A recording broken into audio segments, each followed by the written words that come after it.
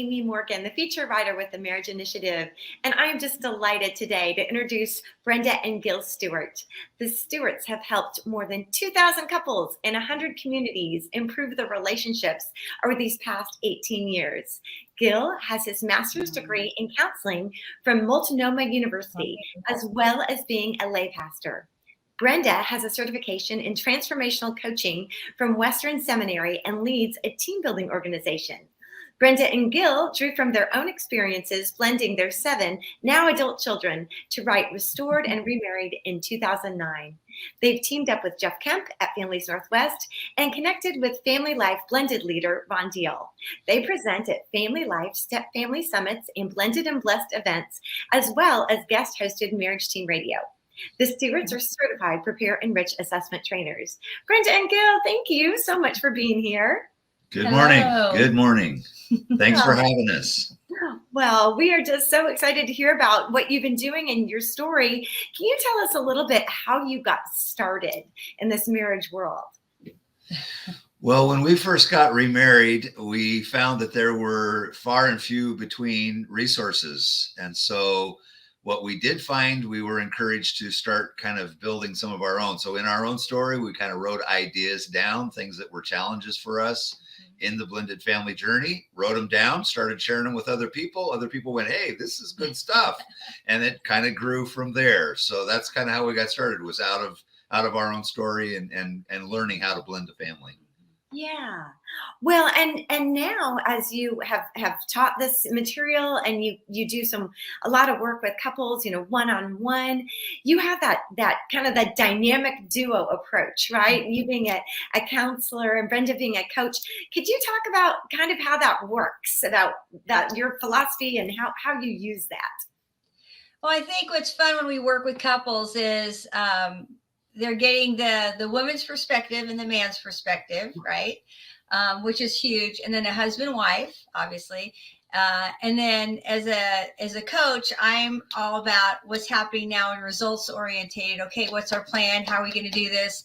And more like, okay, let's get going. Where Gil will be, sometimes he'll need to maybe go back a little bit. And what you say is unscramble the eggs a little bit. So he'll be like, oh, it's okay. And I'll be, okay, let's go. So, down, girl, down. And that seems to work well. Yeah. Yeah. And you've had some great experience with that. Let's go back a little bit to your blended material. Because like you said, there's even now, 18 years later, there is some, but I still would say it's kind of a small niche resources. So let's talk about yours and what you found and how it can help. Well, what we put together was a program that used illustrations, concepts that we can, actually put in visual props, because when we present, we use a lot of visuals so that, because you remember what you see, you may not remember what you heard. And so the visuals and the material, the book, the workbook, the video, a number of things really just kind of grew on top of, each time we presented. So when we pulled it all together, the book and the workbook and the videos basically all kind of worked together. So somebody could actually sit down as a couple themselves, or you could sit together in a small group. It's really kind of self-led, specifically like with the video that we did to accompany the materials, is that, there's about 8 episodes and they're no longer than 10 minutes. That way, if you're working with a group of people, we kind of set up the topic and then we throw out kind of a question, and then they're there to talk and encourage and, kind of get into the dirt. So that's kind of how we set it up. And so that's kind of from our own dirt under our fingernails experience we shared with other couples to encourage them. Yeah. And I think we purposely didn't make the videos really long, because we realized in all the small groups we've done that a step family group, remarriage group, is different than a regular marriage group, because what brings everybody together in that room is a matter of pain. So most people that we have found are vulnerable and bond really quick. And we didn't want to get in the way of that process of because each individual group has their own personality, right? So we give them enough to talk about that there's never a loss of words. So another resource we have is called Unsung Heroes, Encouragement for Dads in a Step Family. And I just wanted to tee this up before you explain it, because I really think there's value in it for stepmoms, because a lot of times we don't know how our guys are really feeling, and they may not even know how they're feeling. And Gil does a phenomenal job of explaining that so that the guys understand it and the ladies do too. Yeah. A good job. Well, the whole idea here is to kind of be able to put things into words that are hard to say, because there's a lot of emotion. Sometimes it's confusing. And so that way, to be able to help, other men encourage one another, and that way they, I kind of set it up with, here's the problem, here's the situation, here's some resources that you can think through. But I pulled other stepdads. I wasn't lone rangering here, and was able to then present some solutions and some ideas with the follow-up. And again, the videos are no longer than 10, 15 minutes. Because like dads are like, get it to the point, what's going on, and how do I fix this? And so that was kind of the concept. And I do them all outdoors. I'm not sitting inside kind of, wah, wah, wah. I'm out kind of making the point out on the scene, so to say. Yeah. Like you said, what you remember what you see. And so you remember that. Could you give us like the topic of one of the scenes? Yeah, one of the topics I did down at the Oregon coast, and the topic was called Between a Rock and a Hard Place. And that's when a man finds himself between his wife and his children. And there's a loyalty pull between, what do? I have my children and I have my wife, and they are not in agreement. And so I find myself between a rock and a hard place. So I went to this little town called Depot Bay, Oregon, where my grandfather was a fisherman when I was a kid. And this little port, Depot Bay, is the smallest harbor in the world. But to get into the harbor, you have to go through this really tight channel with the Pacific Ocean doing this and this and that. And if you don't watch yourself, you'll get crunched.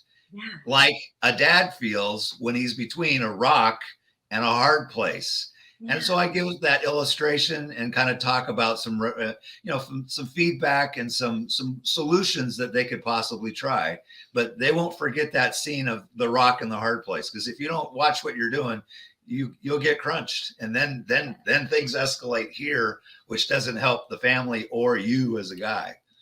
Yeah, I know that's one of your themes of your work, is if you ain't got the marriage, you ain't got nothing, right? That's right. Because we feel like the marriage is the strongest bond that we can give our kids. Mm-hmm.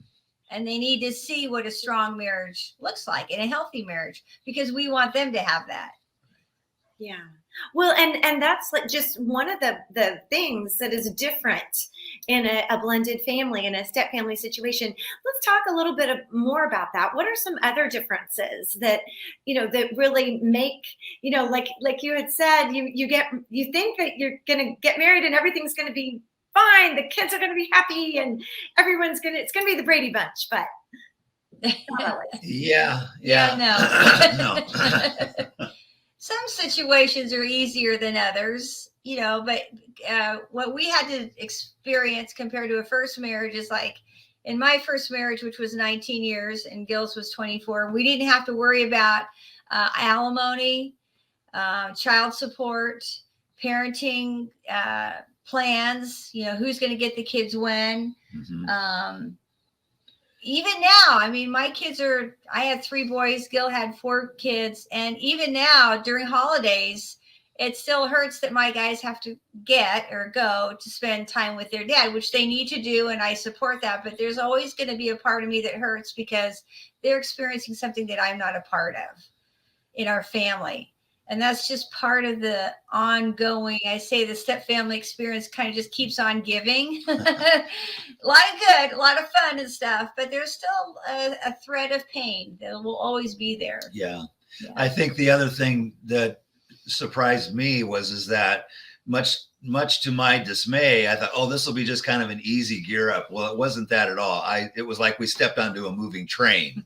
And everything was already in place. There wasn't this slow, gradual thing. It was like we're parenting teenagers together, and we're still learning how to be married, as well as then deal with teenagers and your kids and my kids. And oh my goodness, and then back and forth between. So in a lot of ways, especially I think that's different for me. One of the sessions that I did in Unsung Heroes was called Reverse Betrayal. And because of parenting plans, I didn't get to see my kids as much. And I was starting to gain a bond with Brenda's boys, my stepsons now. And I started feeling like I was betraying my own children. So it's like this internal stuff. These are things you don't deal with in a first marriage. And if you don't navigate them well, it will impact the marriage. And you might find yourself kind of in a foxhole again and really kind of like, whoa, what did I get myself into? So that's why one way that your resources can be so helpful to step parenting families and blended families, because they go in, and even if they are eyes wide open as you encourage them to be, there are things that they just can't even think about. And when you don't know what you don't know, that's the worst kind of blindside, right? Yeah. Right. Yeah. Well, and it's not just our couple issues that we have to work through. It's the kids, but then it's the extended family. What's the relationship with the other bio parents, other bio grandparents, aunts, uncles? I mean, it just feeds out into the family. I like what Ron Deal says, it's not a family tree, it's a family forest, right? And there's so many moving parts that we don't have control over. So how are we as a couple going to navigate that through grace and, patience, but yet keep strong here? Right. So, yeah. Yeah. Yeah. No, that's so good. And you had a topic, I think, that you were going to tell us about, Gil, a certain chapter or a topic. Well, I think one of the things that's so different in the remarriage situation as a dad is, as I started getting closer to Brenda's kids, and my kids were coming and going, and there's always this rotating door, which is very different to a remarried family than a first-time family. But as I started getting closer to Brenda's boys and my kids weren't around a lot, I began to feel like I was betraying my own children. And that was really difficult for me to navigate. And for me to be able to say that to her, I didn't want to hurt her, but at the same time, I know she wants me to get close to her kids. And I was resisting, and she didn't understand why, which is another really, because we're always having to share our children and learn these new kids and create those bonds that are good for the family system. But it gets really delicate, because if you don't know what you're feeling and how to express it, it will impact the marriage. And then it just kind of, like you said, spider webs out. Yeah. Well, and I can imagine, I mean, you're a counselor and a lay pastor, and so you're trained in having words for these feelings.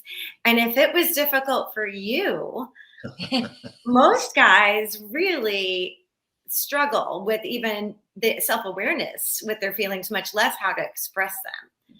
Yeah. Exactly. Yeah, exactly. Yeah, I'm sad. I'm sad. Maybe. Let's see.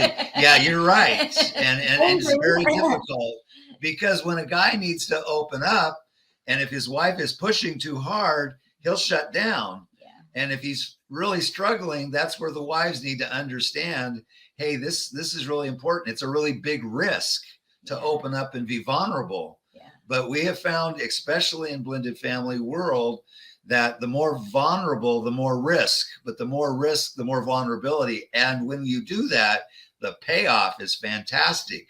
But if you don't take the risk, you won't get the gain. And so it's kind of a push me, pull you type of a situation. And for men to feel safe enough to say, and what's really going on, there has to be safety. I know women and men, we're emotional beings, but we just handle them and express them so differently. So it's important that we build that safe place, especially when the moving train is going at 100 miles an hour. Which is life. Yeah. Speed of life just keeps coming. I think that's important in any relationship, in any marriage, not just blended family, is that there's safety, that, if Gil shares something with him and with me, and I just, poo-poo it or not affirm him and validate him, he's not going to feel safe to share again. I don't know. I think we as women tend to do that more than guys. What do you think? Yeah. A lot of times I have to shut women down in counseling sessions and say, I love you, sweetheart, but if you don't give this guy a chance to open up and share the very thing you want, you won't get. Yeah. And then you become your own worst enemy. And she looks at me like, what? Like, yeah, I know, sister, you got it, but you're pushing too hard. You got to slow down. Us guys are a little slower. So if we dare stick our head out of our cave, don't push us away. Give us a chance. We may not say it right, but we'll get there. I love how you just gave us a perfect example of how you guys work in synergy with your counselor hat on and your coaching hat on, and you pulled that together in such a beautiful demonstration that was just organic. That was great. Well, and that's one of the things, while you do a lot of seminars, and I want to talk about some of your great visuals and the props you use, you do also have some really great one-on-one coaching. And I just loved how you also have been taking your work out into the community. You love to work with churches. You've worked with more than 90 churches, but you also take some of your work out into the community. You met a couple in a coffee shop, right? You did a coffee and couples presentation. Tell us a little bit about that, because I thought that was such a neat story. Yeah. So we've taken our seminar that we usually do in church environments out, I say out on the road, but out in the community. And one of them is called Coffee and Couples, which we do in coffee shops. Mm-hmm. The reason we do that is a lot of couples may not come to church to sit in a marriage event, but they will go to a coffee shop or a winery or a pub. So we have these particular things. That's the reason why we did it, is kind of get it out in the community. Yeah, right? Thank you. Yeah, excellent. So we've got Coffee and Couples, Marriage and Merlot, which would go into the wineries, and then Beer and Your Babe, which would go into pubs or taste rooms kind of thing. So we usually have it as a date night, and we partner with local businesses. So ticket price would get you a cup of coffee and a pastry, and then an hour and a half of us. But the idea is you bring your friends, so you come in as a group, and it's going to be a fun night. And we're known as marriage illustrators, so we have a lot of props and we make it fun and we laugh a lot.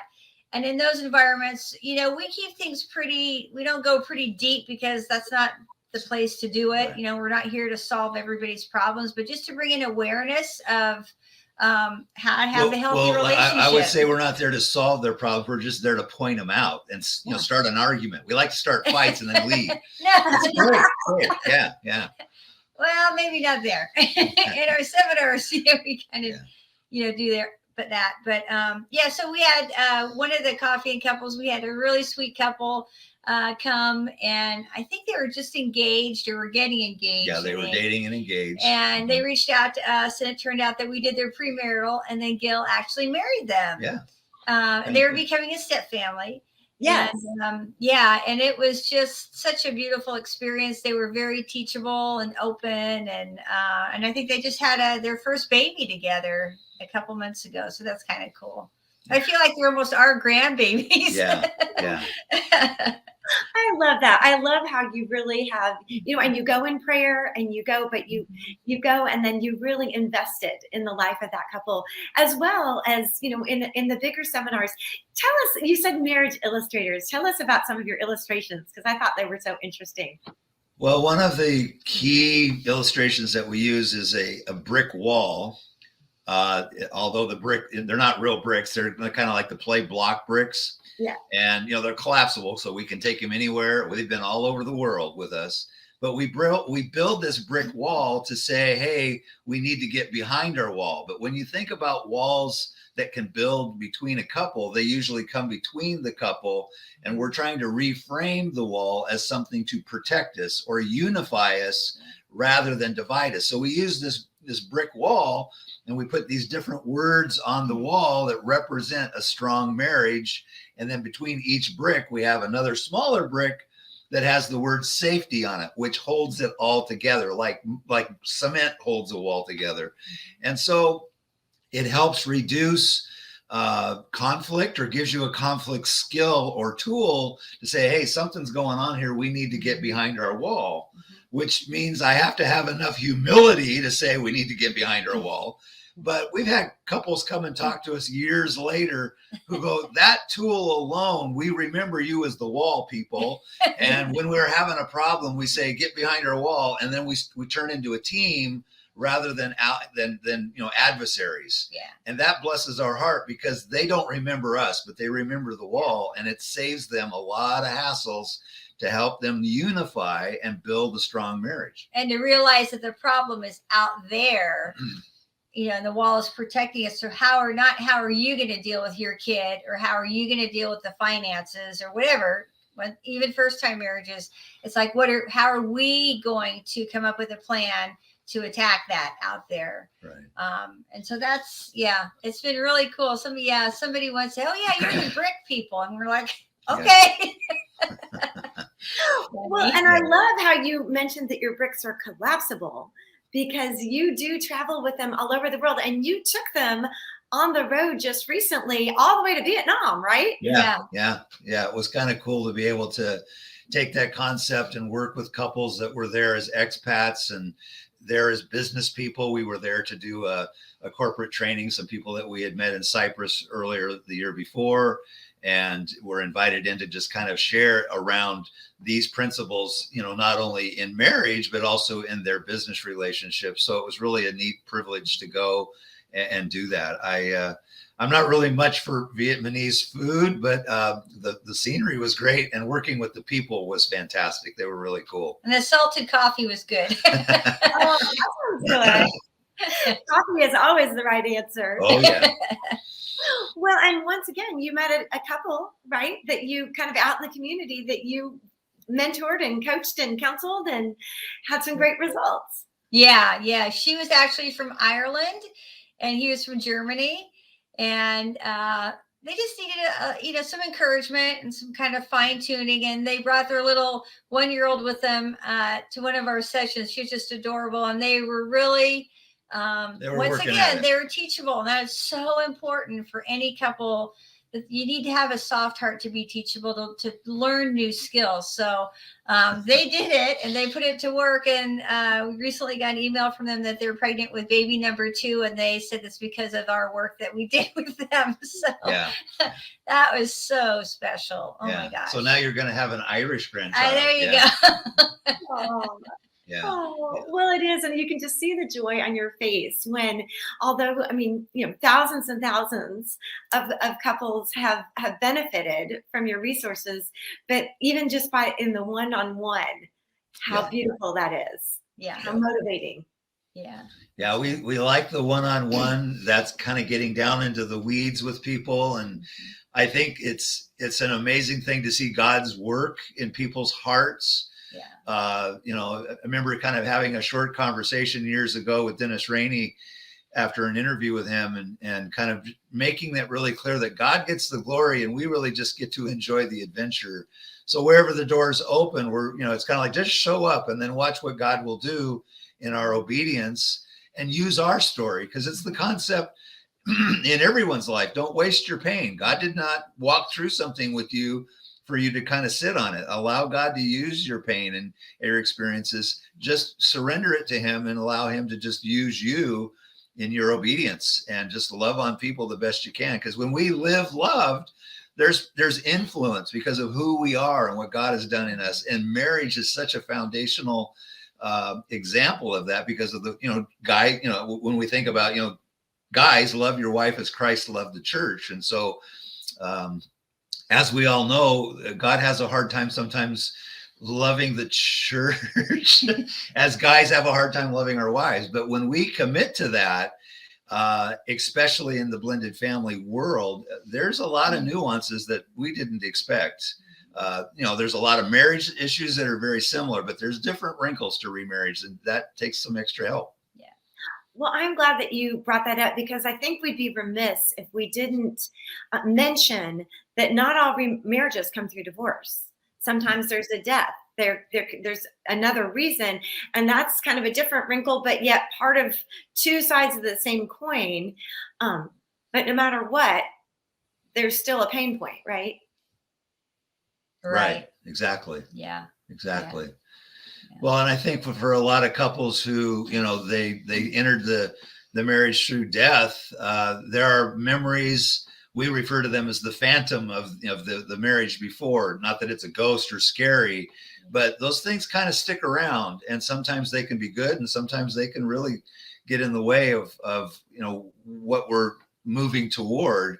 And so to honor those memories is important, especially for the kids. If there were children, how that impacts them. I've got a couple. We've worked with a few couples who, somebody marries in, and the one of them is a widow or a widower, and the new spouse has never had children, so they become an instant mom or an instant dad, and that's very difficult. But the aspect of how to honor that former relationship, not to compare it, it's different, it's new, but for the sake of the children, they may still grieve for years. And then how do they accept the new parent if that new parent denies the pain that people have gone through? Again, something that's so different to the blended family experience that some people just don't think about, and then they forget about their kids. We're happy again, but the kids are really struggling. So again, it's making a safe place for the family to grow and set roots. Kind of, again, though, back to that point,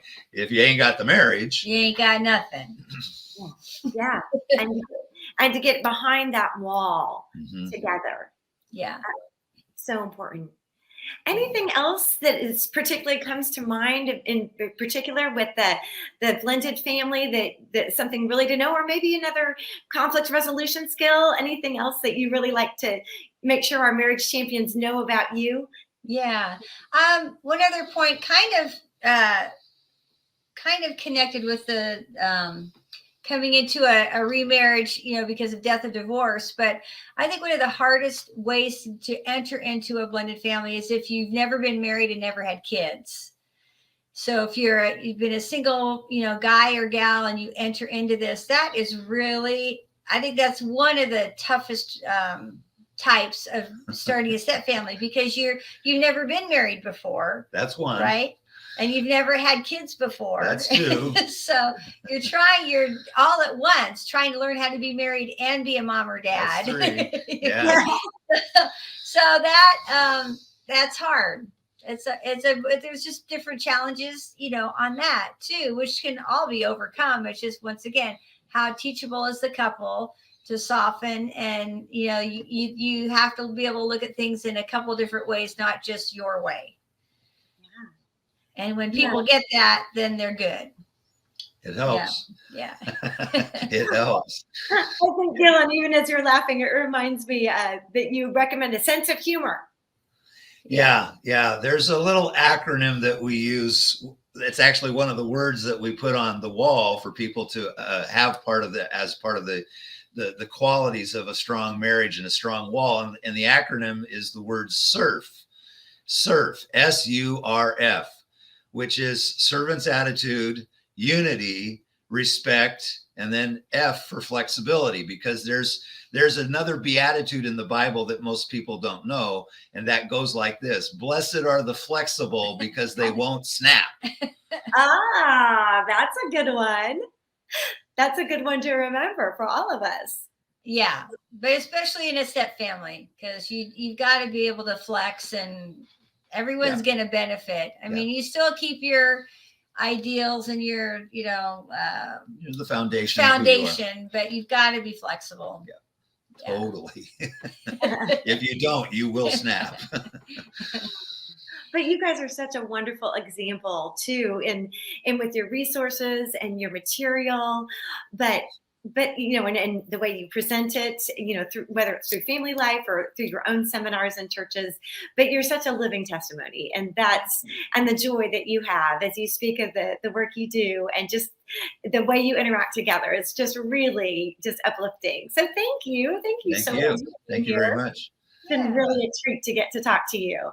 Yeah. As well. Appreciate your taking a minute with us. And we have more resources on our website at gilandbrenda.com. We've got a whole bunch of podcasts, and some are for blended families and some are just for regular marriages, because we do regular marriage work also. We have, inspirational writings, which are blogs. We have a YouTube station that we, put interviews up there, or videos. We take Fridays off. So usually we go for a walk, and sometimes we'll be inspired to, hey, let's just shoot a video really quick. So kind of spontaneous, or if something's, been on our heart because we've been working with a couple that's like, oh man, we need to be able to share what's been going on to help somebody else. Those kind of pop up organically. It's kind of fun. Yes, they do. Yeah. Oh, that's wonderful. Marriage Champions, if you'd like to find out more about Brenda and Gil, you can always find us at marriageinitiative.org.